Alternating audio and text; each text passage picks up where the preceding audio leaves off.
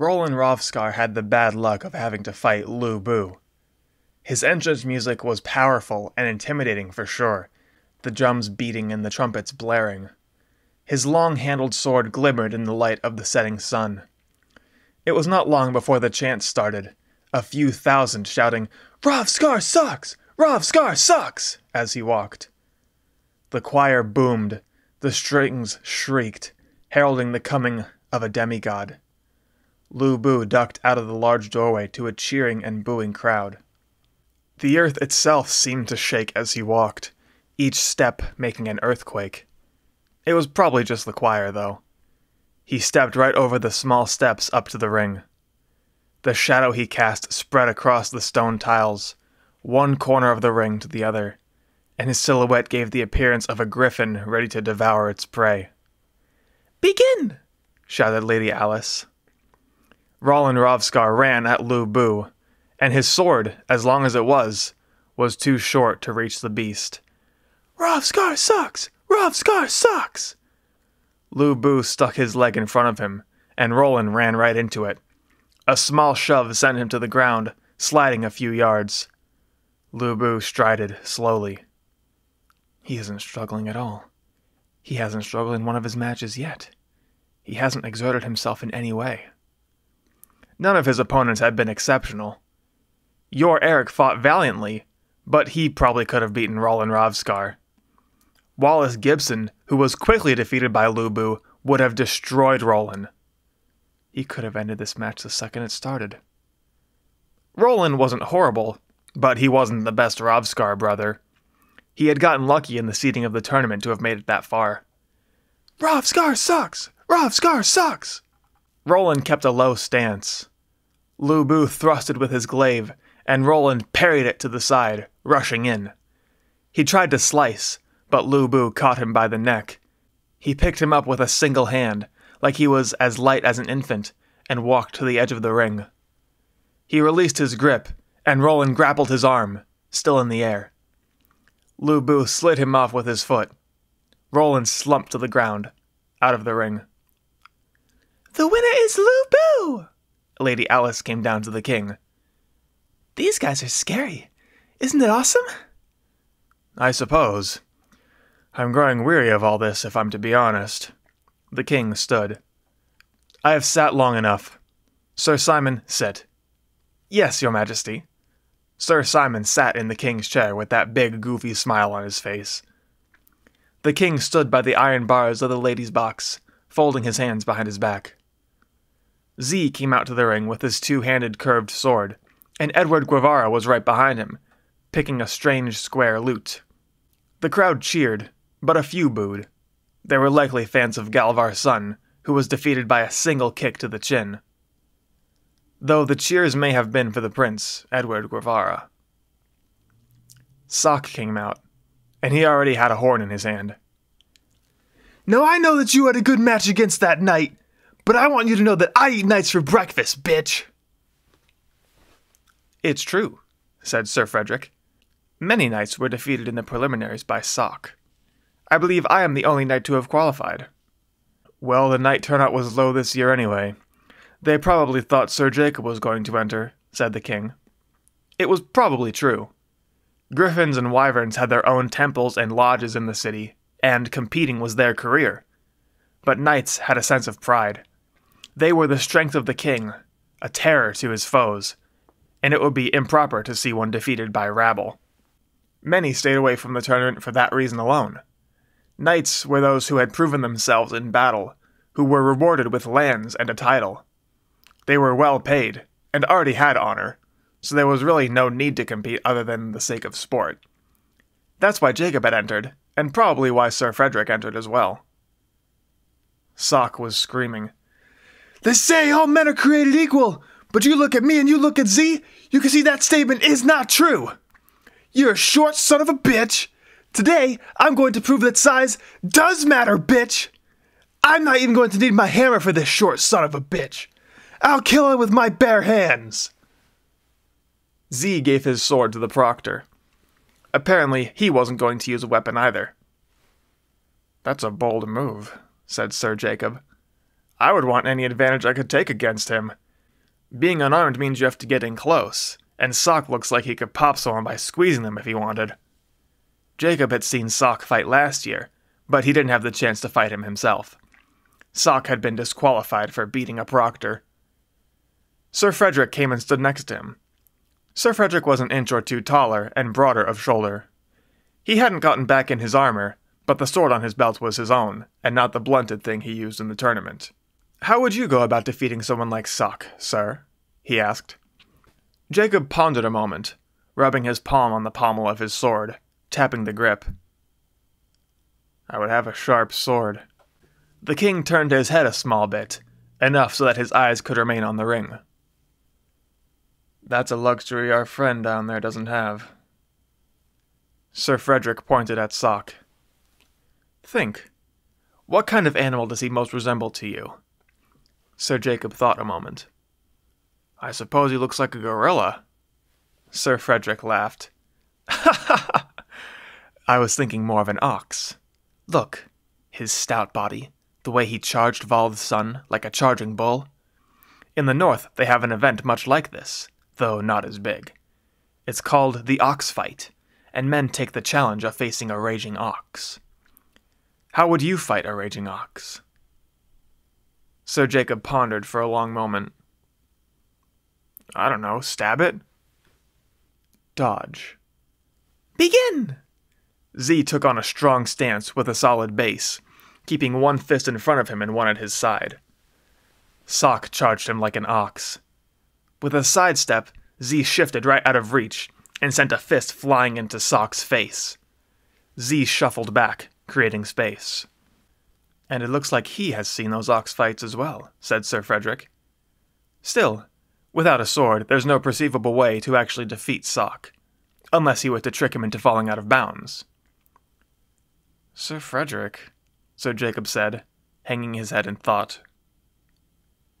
"How do you know all this stuff?" It seemed to him in this moment that he was the dumbest knight in the King's Guard. Sir Simon was always spouting off facts, and Sir Frederick knew so much about fighting in other lands. And the other two back at Linwood, they were smart too. Or, at least smarter than he was. "I have traveled quite a bit. I squired for Sir Rylan Wells during his travels east, even beyond the Seven Holds. I was a man-at-arms who traveled north with Prince Gerard, King Joel's brother." Jacob did not know who King Joel was. "I was a young knight when I—" Wow! Sock had gotten a hold of Z, but somehow Z had thrown him to the ground. "Is there anyone in this tournament who isn't superhuman?" shouted the king, gesturing with his hands. "No, that isn't it." "Z knows where a man keeps his balance," said Sir Frederick. "Though some strength is required. If Sock did not have proper stance, putting him on his back would be easy, your majesty." "He put his leg by Sock's only point of balance. When he lunged at Z, it only took a slight tug to bring him over the shoulder and flat on his back. He used Sock's own power against him." Z was standing over Sock's head, and he began unleashing a flurry of blows directly into his face, pounding, punching. The loud crack when every fist landed echoed throughout the arena. Over and over, fist over fist. Sock pushed him away, and looked completely unharmed, save for a few scars and welts inflicted by Vald's son's blade. He stood and ran at Z, and he feinted, faking a punch, and brought his arm up, striking with his whole enormous arm across Z's chest. Z was sent to the ground, bouncing on the hard stone. Sock took time to flex for the crowd. Z stood, and took on a different stance, bending his fingers completely, keeping them off his palm, as though he were going to strike with the first knuckle of his fingers instead of his fists. He held them close to his face, keeping his elbows away from him, and bent his knees. "Is he doing what I think he's doing?" said Sir Frederick. "What do you think he's doing?" asked the king. "I've seen that stance once before, when I was just a squire. That's the 8 limbs release, 1 gate." Sock rushed him again, and Z snuck under another lariat, hitting Sock's bicep with his elbow. He shifted and hit the thigh with his knee. Sock staggered. "Did Sock just stagger?" The king was in disbelief, and so was Sir Frederick. To Jacob, the stance was unusual. He wasn't well versed in the unarmed arts, though he had gotten into a few scuffles of his own. Z ran to Sock and shoved his elbow into the side of the chest, then sent his knuckles right under the ribs. Sock went to his knees. Z sent a knee into Sock's nose, and blood came pouring out. Sock got right back to his feet and launched a haymaker at his opponent, but Z put up his elbow. Sock grabbed his hand in pain. Z sent his knuckles into Sock's throat, then an elbow to his belly. "He's attacking all of his weakest points with the hardest parts of his body," said Jacob. He was awestruck that he was actually hurting Sock. But he's also slowing down. Z's movements were beginning to lag. A man can only throw so many strikes before tiring himself, and this was the second longest match Z had been in today. Sir Frederick had taken him to the limit, and there was only an hour or so between these two fights. Sock kept coming. He launched another lariat, but this time Z seized his arm and jumped, catching Sock off balance, falling on his back. Z had his arm and was clutching it tightly. "No, why is he doing that?" "It's over," said Sir Frederick. "Why is it over?" asked Jacob. "He's decided to get into a grappling game. Sock won the Woven Crown at the wrestling tournament this past summer. He's getting into a fight he can't win if he wants to grapple." Sock's arm was so big, he was overpowering Z's whole body, pulling on it. Z stood and got behind his opponent, wrapping his forearm and bicep around the arteries in Sock's neck. Sock stood and fell onto his back, and Z was underneath him. Sock rolled over to grab him, but Z had scurried out of the way, and it was obvious he was hurt. Sock had also slowed down significantly. He walked to Z, shouting something at him. Z kicked, and it landed right on his opponent's chin, the same kick that had ended Galvar's son. Sock reeled, his head snapped back, and blood arced over him, pouring from his nose, but he stayed on his feet. Z can't win. Nothing he does can put this monster down. It's only a matter of time before Sock gets a good grab on him. Z assumed his 8-limb stance. Sock didn't charge, but closed distance, trying to grapple his opponent. He reached and groped, but didn't lunge. Each grab was parried with an elbow. Sock pushed an elbow out of the way and spun Z around completely. Sock seized his opponent by the waist. "He's going to throw him backward and break his neck, just like he did to Armin Mills," said Sir Frederick. Z wrapped his legs around Sock's right leg, and pushed with his knuckles into the soft parts of Sock's hand. He grasped Sock's leg with both arms, and Sock tripped face first. Z locked his foot under his own knee and pulled at Sock's leg, forcing it the wrong way. Sock screamed and shouted, "You son of a bitch!" and he started slamming his hand on the ground. The proctor raised his hand. The arena erupted into cheers. "Z is the winner!" Z bowed, then ran away before Sock could get back to his feet. "What happened?" asked the king. Sir Frederick choked out a couple of words. "Z defeated the winner of the Woven Crown of Wrestling with wrestling." "Yeah," said Sir Jacob. "He tapped out." "Are you telling me he forced Sock to give up?" The king was flabbergasted. "I must stretch my limbs and go for a walk. Another minute in this cramped box will drive me mad. Sir Jacob, come with me. Sir Frederick and Sir Simon, stay and tell me if anything interesting happens while I'm gone." "Yes, your majesty," said Sir Simon Baker, enthusiastically, still sitting in the king's chair. He was more laying in it than sitting now. Sir Jacob and the king walked the halls of Warren's palace across red carpets, under scalloped archways, over to the dais in the throne room. The king ran his fingers over Lady Alice's solid gold throne, with its ornate backing and armrests that looked like a soft kitten's paw. "If I am to be honest, I am worried for my son. Geoffrey, that is, though I pray for Gerald's safety as he travels. It is Geoffrey who has been on my mind from the second we left Linwood Keep." And to learn that he put the tax collectors in the Underdungeon? He completely subverted my expectations. I never imagined him to be so cruel. But don't you put people to death all the time? Yes, but they don't feel anything after it's over. The Underdungeon is a horrid place. None who have ever entered made it out alive. They wish for death after the first few days, and are driven mad by the darkness and isolation. All who have entered have killed themselves before their sentence was over. I should have filled those wretched holes. Why did King Joel never do that? He likely forgot they were even there, the fool. I had thought of sending some prisoners to the Underdungeon when I was a prince, but Lord Commander Urin told me of the horrors of it. Now that I think of it, it would not surprise me if my daughter had something to do with this. I love her dearly, and she is brilliant, but she hasn't been tempered by time. She is still harsh and rough, much like I was at her age. I wince when I see the smile on her face whenever I sentence someone to death. The king sat on the golden throne, holding his chin on both hands as he leaned forward. I should have named it Castellan. Not the wizard. There's something queer about him. Probably Sir Grant Grey. He has been a knight forever and has seen everything.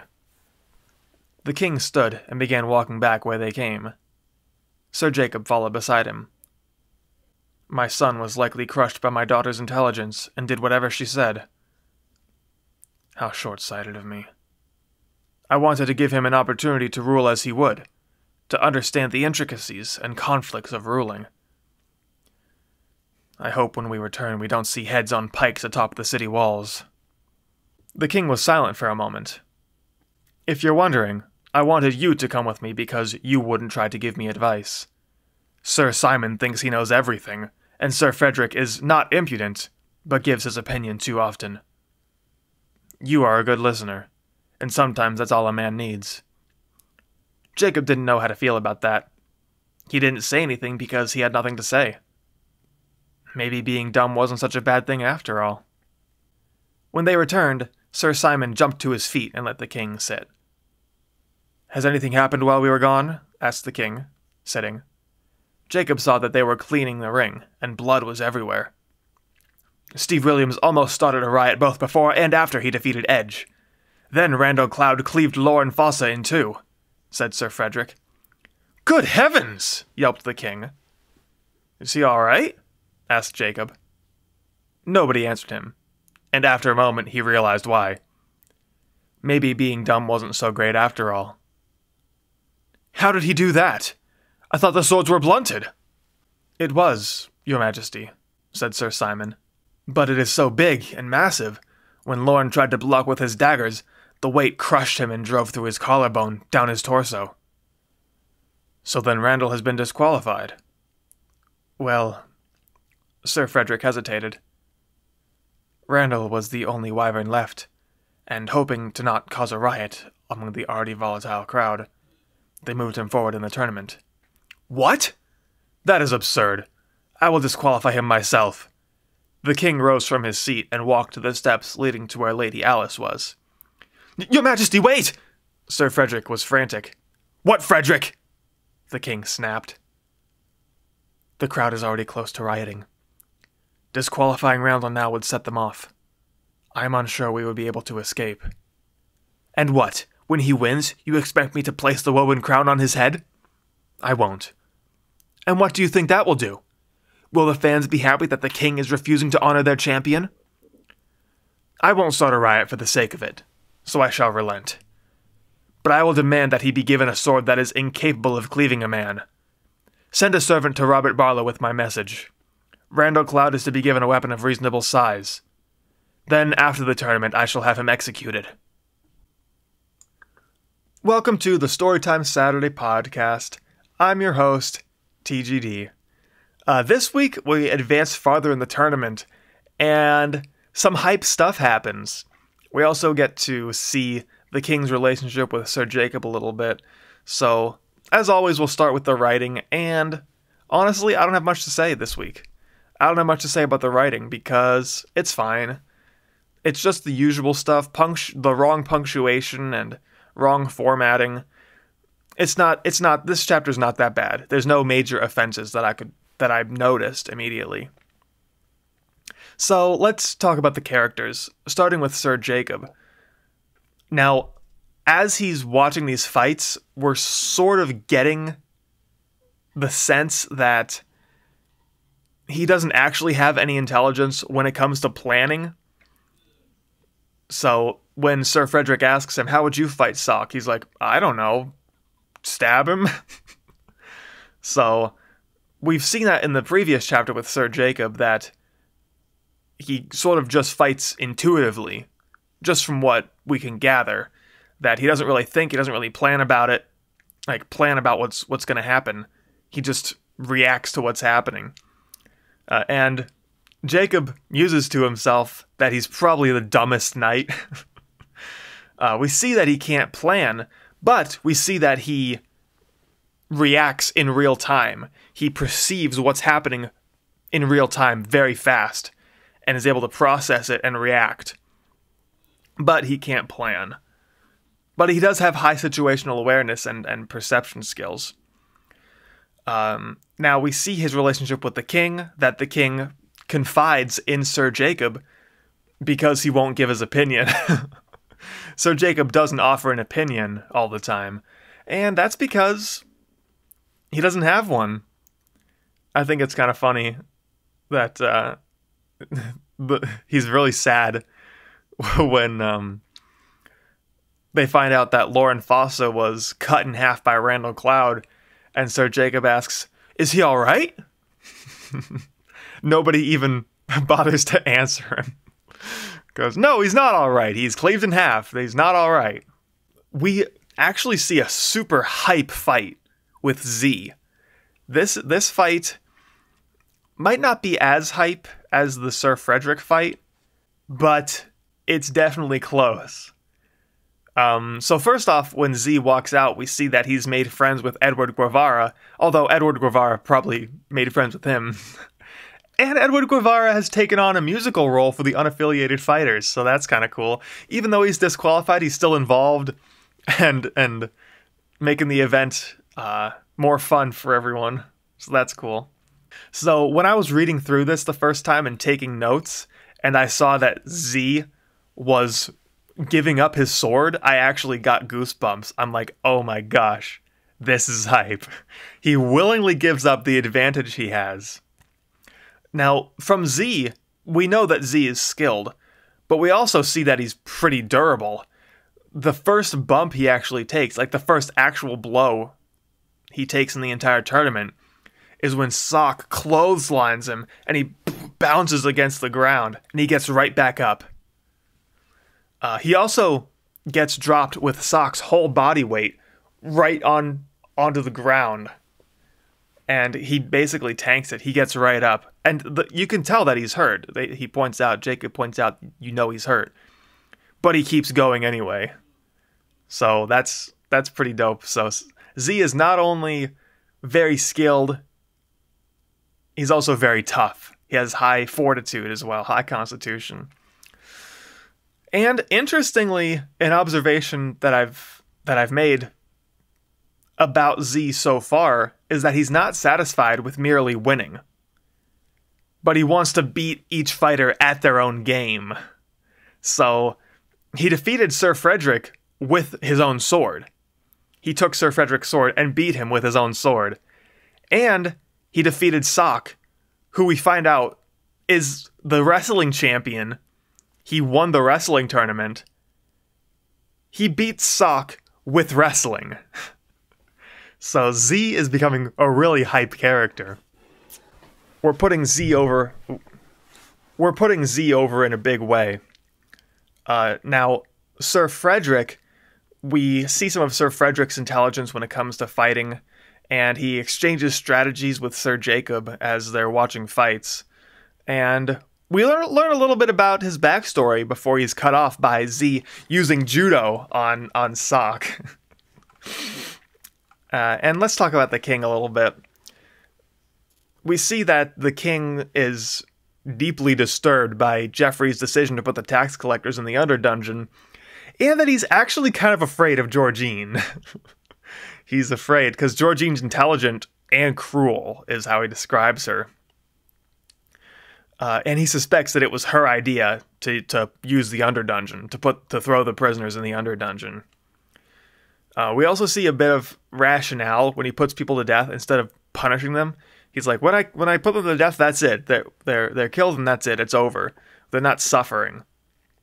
And he's really not happy when Lauren Fossa is killed by Randall Cloud, because the king wanted to talk to Lauren Fossa, if you remember from the first chapter. He wanted to talk to him. A few notes.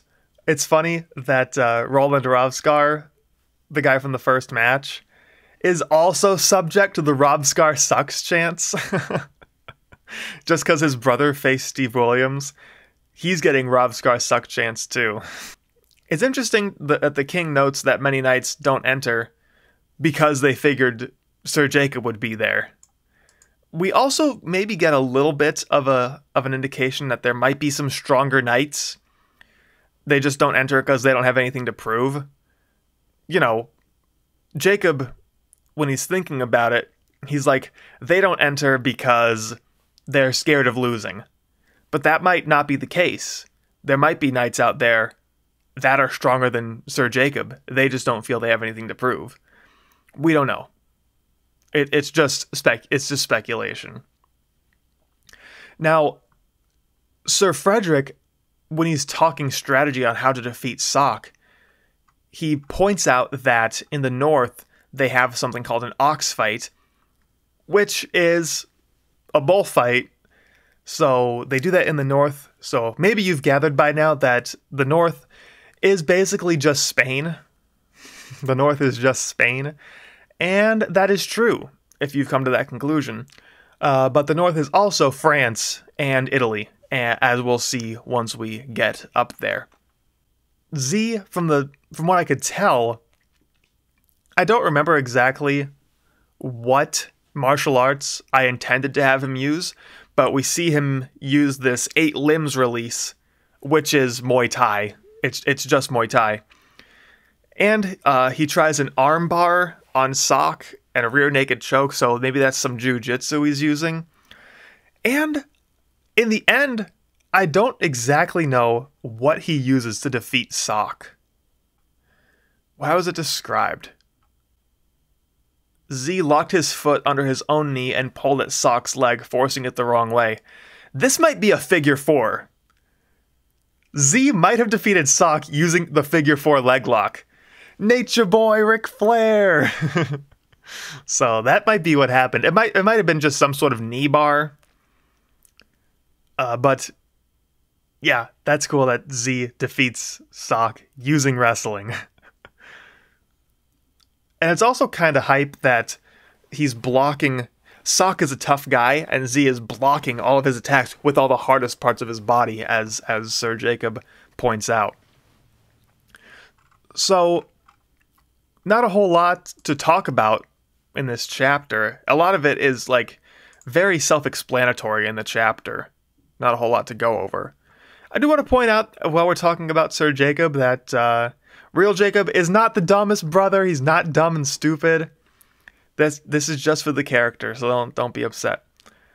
Now, next week, we go back to Linwood to see what Jeffrey is up to. It's been a while since we've seen Jeffrey, since he threw the prisoners in the underdungeon.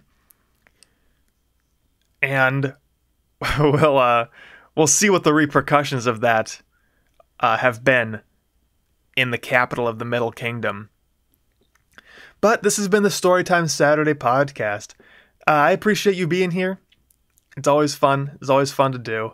Now, if you would like this video, if you're watching on YouTube, make sure you're subscribed. And like wherever you may be listening to this. So I appreciate you. I appreciate you being here if you've watched this far. It's always good to have people invest in what you're doing, you know. So I'll see you next week in the Storytime Saturday podcast. Thanks for being here.